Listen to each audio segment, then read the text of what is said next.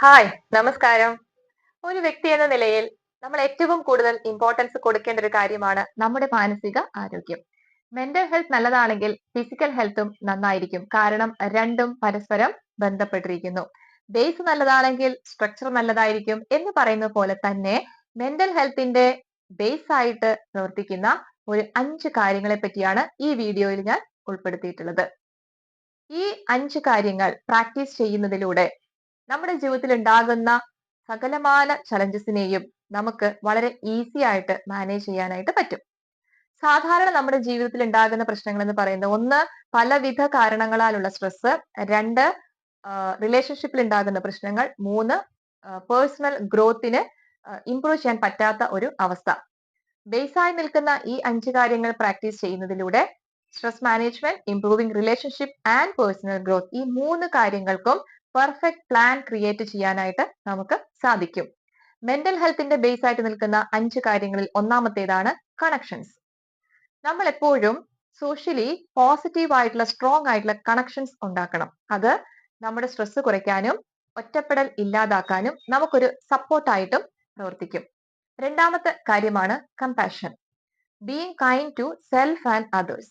Self കമ്പാഷന് വരുന്നതാണ് avoiding the self criticism. നമ്മളെ കുറ്റപ്പെടുത്തുന്നത് ഒഴിവാക്കുക, നമ്മുടെ വിജയങ്ങളിൽ ആഘോഷിക്കുക, നമ്മുടേതായ പോസിറ്റീവ്സിനെ മനസ്സിലാക്കി അതിനെ ഹൈലൈറ്റ് ചെയ്യുക.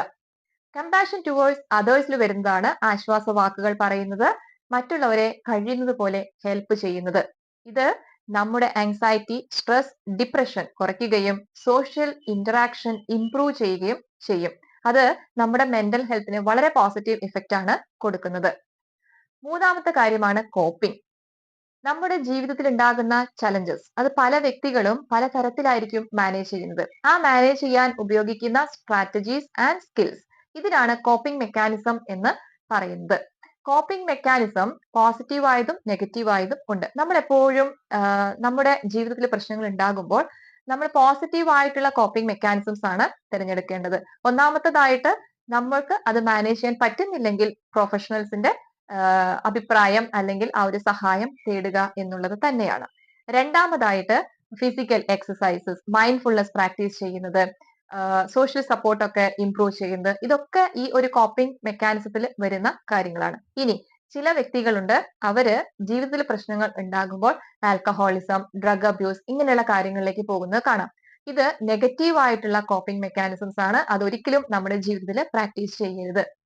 അടുത്തതാണ് കമ്മ്യൂണിറ്റി.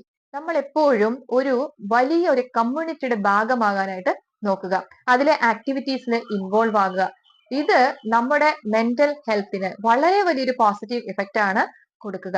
അത് മാത്രമല്ല നമ്മുടെ സോഷ്യൽ ഇന്ററാക്ഷൻ വൈഡ് ആക്കുകയും ചെയ്യും. ആ ഒരു സപ്പോർട്ട് നമുക്ക് എപ്പോഴും കിട്ടുകയും ചെയ്യും. അതുകൊണ്ട് ഒരു വലിയൊരു കമ്മ്യൂണിറ്റിയുടെ ഭാഗമാകുക എന്നുള്ളത് നല്ല ഒരു കാര്യമാണ്.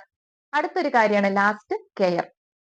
കെയറിൽ വളരെ ഇമ്പോർട്ടന്റ് ആയതാണ് നമ്മുടെ സെൽഫ് കെയർ. സെൽഫ് കെയറിൽ ഉൾപ്പെടുന്നത് ഒന്ന് നമ്മുടേതായ ആ ഒരു self care practising physically and mental സൈഡിൽ നോക്കുമ്പോൾ നമ്മുടെ പ്രശ്നങ്ങൾ വരുമ്പോൾ നല്ല ഒരു പ്രൊഫഷണലിന്റെ ഹെൽപ്പ് തേടുന്നത്, ഇത് രണ്ടും കെയറിൽ ഉൾപ്പെടുന്നതാണ്. അത് മാത്രമല്ല നല്ല ഫുഡ് കഴിക്കുന്നതും അഡിക്വേറ്റ് ആയിട്ടുള്ള സ്ലീപ്പ്, അതുപോലെ തന്നെ റിലാക്സേഷൻ ടെക്നിക്സ് പ്രാക്ടീസ് ചെയ്യുന്നത്, ഇതെല്ലാം തന്നെ സെൽഫ് കെയറിൽ ഉൾപ്പെടുന്നതാണ്. അപ്പോ ഈ 5 കാര്യങ്ങൾ, അതായത് connection, compassion, coping, community and care, ഇത് നമ്മുടെ ജീവിതത്തിൽ ഡെയിലി പ്രാക്ടീസ് ചെയ്യുമ്പോൾ ജീവിതത്തിൽ ഉണ്ടാകുന്ന പ്രതിസന്ധികളെ തരണം ചെയ്യാനും അതിനെ അണ്ടർസ്റ്റാൻഡ് ചെയ്ത് ശരിയായ വിധത്തിൽ തരണം ചെയ്യാനും നമുക്ക് മെന്റലി ഹെൽത്തി ആയിട്ട് കണ്ടിന്യൂ ചെയ്യാനും പറ്റും. Thank you.